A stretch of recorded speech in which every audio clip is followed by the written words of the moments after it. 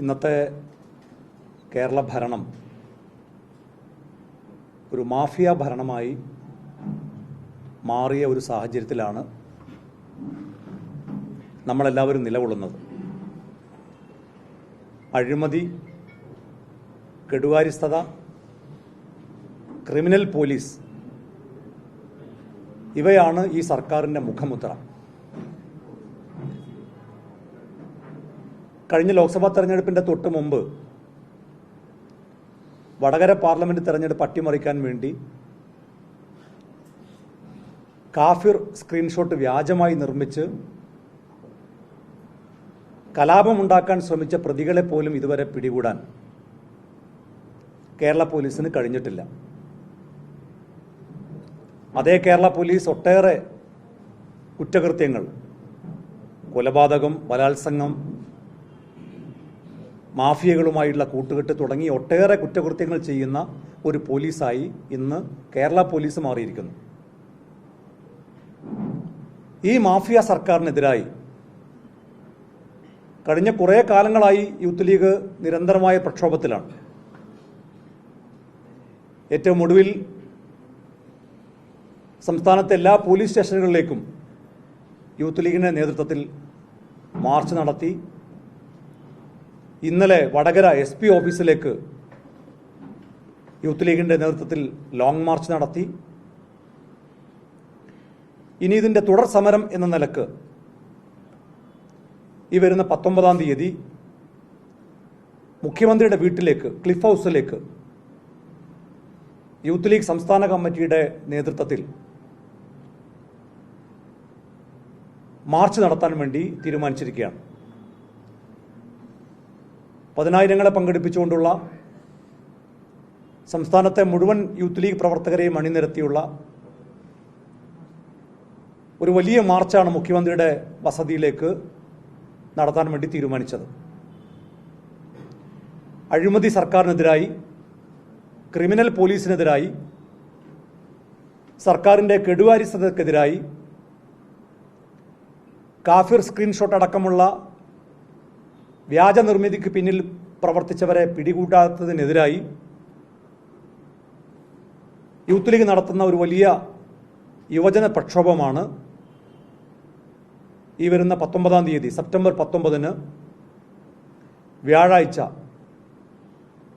മുഖ്യമന്ത്രിയുടെ തിരുവനന്തപുരത്തെ വസതിയായ, ഔദ്യോഗിക വസതിയായ ക്ലിഫ് ഹൗസിലേക്ക് നടത്താൻ വേണ്ടി തീരുമാനിച്ചത്. ഇന്ന് കേരളത്തിൻ്റെ മുഖ്യമന്ത്രി പോലീസിനെ ഉപയോഗിക്കുന്നത് തൻ്റെ താല്പര്യങ്ങൾ സംരക്ഷിക്കാൻ വേണ്ടി മാത്രമാണ്. RSSുമായി ചർച്ച നടത്താൻ, തനിക്ക് താല്പര്യമുള്ളവരുടെ കേസുകൾ ഒതുക്കാൻ, മുഖ്യമന്ത്രിയുടെയും ശിങ്കിടികളുടെയും താല്പര്യങ്ങൾ സംരക്ഷിക്കുന്ന ഒരു ഉപജാപക സംഘമായി കേരള പോലീസ് മാറുന്ന കാഴ്ചയാണ് നമ്മളിപ്പോൾ കണ്ടുകൊണ്ടിരിക്കുന്നത്. ക്രമസമാധാന ചുമതലയുള്ള ADGP അജിത് കുമാർ RSS നേതാക്കളുമായി ചർച്ച നടത്തിയിട്ട് ഈ നിമിഷം വരെ നടപടിയെടുക്കാൻ കേരളത്തിൻ്റെ മുഖ്യമന്ത്രി, ആഭ്യന്തര വകുപ്പിന് ചുമതലയുള്ള ശ്രീ പിണറായി വിജയൻ തയ്യാറായിട്ടില്ല. കേരളത്തിന് ചുമതലയുള്ള BJP നേതാവുമായി ചർച്ച ചെയ്തതിന് EP ജയരാജനെ LDF കൺവീനർ സ്ഥാനത്ത് നിന്ന് മാറ്റി. EP ജയരാജന് കിട്ടാത്ത എന്തു പരിഗണനയാണ്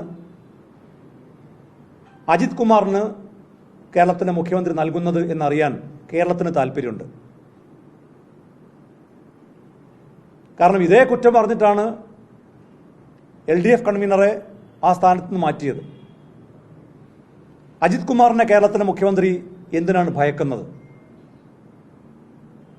മാത്രമല്ല, ഒട്ടേറെ ആരോപണങ്ങൾ ഒരു ഭരണകക്ഷി MLA തന്നെ ഈ പോലീസ് സംഘത്തിന് നേരെ ഉന്നയിച്ചിട്ട് ഈ ക്രമസമാധാന ചുമതലയുള്ള ADGP അജിത് കുമാറിനെ ആ സ്ഥാനത്ത് നിന്ന് മാറ്റാൻ ഇതുവരെ കേരളത്തിലെ മുഖ്യമന്ത്രി തയ്യാറായിട്ടില്ല. ആ കേസ് അന്വേഷിക്കുന്നത് തന്നെ അദ്ദേഹത്തിൻ്റെ കീഴുദ്യോഗസ്ഥന്മാരാണ്. മേലുദ്യോഗസ്ഥൻ സർവീസിൽ തുടരുകയും ചുമതലയിൽ തുടരുകയും കീഴുദ്യോഗസ്ഥർ അത് അന്വേഷിക്കുകയും ചെയ്താൽ ആ കേസിൻ്റെ ഗതി എന്താകും എന്ന് നമുക്ക് ഊഹിക്കാവുന്നതേ ഉള്ളൂ. മാത്രവുമല്ല, ഞങ്ങൾ ഈ വിഷയങ്ങളെല്ലാം വളരെ നേരത്തെ തന്നെ ഉന്നയിക്കുമ്പോൾ മൗനം പാലിച്ചിരുന്ന ആളുകളാണ് ഇപ്പോൾ രംഗത്ത് വന്നത്.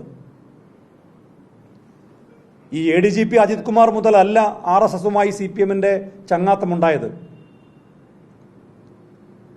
നേരത്തെ ഒന്നാം പിണറായി സർക്കാരിൻ്റെ കാലത്ത് രമൺ ശ്രീവാസ്തവ, അദ്ദേഹം RSSന്റെ സഹയാത്രികനാണ്, സംഘപരിവാർ താല്പര്യങ്ങൾ സംരക്ഷിക്കുന്നവനാണ് എന്ന് പറഞ്ഞത് ഞങ്ങളാരുമായിരുന്നില്ല, CPM ആണ്. അതേ CPM കേരളം ഭരിക്കുമ്പോഴാണ് ഒന്നാം പിണറായി സർക്കാരിൻ്റെ കാലത്ത് പോലീസിൻ്റെ ഉപദേഷ്ടാവായി അദ്ദേഹത്തെ വെച്ചത്. അന്ന് ഞങ്ങൾ വിമർശനം ഉന്നയിച്ചപ്പോൾ അന്നാരും, ഇന്ന് പോലീസിനെ ഭരണപക്ഷത്തു നിന്ന് വിമർശിക്കുന്നവർ പോലും അതിനെ പിന്തുണയ്ക്കാൻ തയ്യാറായിട്ടില്ല. ലോക്നാഥ് ബെഹ്റ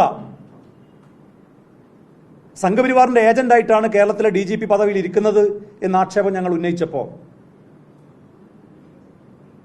അന്ന് ഞങ്ങളെ വിമർശിച്ച ആളുകൾ DGP സ്ഥാനത്ത് നിന്ന് റിട്ടയർ ചെയ്യുമ്പോൾ അദ്ദേഹം പറഞ്ഞത് കേരളം ഇസ്ലാമിക തീവ്രവാദത്തിൻ്റെ ഹബ്ബാണെന്നാണ്.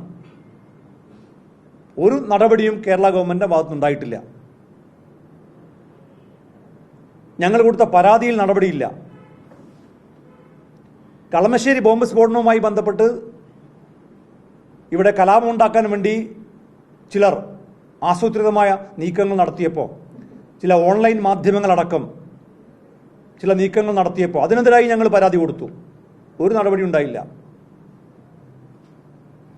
മുൻ DGP സെൻകുമാറിനെതിരായി അദ്ദേഹം നൽകിയ ഒരു അഭിമുഖം മുസ്ലിങ്ങളെ അങ്ങേയറ്റം അവഹേളിക്കുന്ന തരത്തിൽ, മതസ്പർദ്ധ ഉണ്ടാക്കുന്ന തരത്തിൽ ഒരു അഭിമുഖം നൽകിയപ്പോൾ അതിനെതിരായി ഞങ്ങൾ പരാതി നൽകി. ഒരു നടപടിയും സർക്കാരിൻ്റെ ഭാഗത്തുനിന്നുണ്ടായില്ല. അതിൻ്റെ തുടർച്ചയാണ് ഇപ്പോൾ ക്രമസമാധാന ചുമതലയുള്ള ADGP അജിത് കുമാർ നടപ്പിലാക്കിക്കൊണ്ടിരിക്കുന്നത്.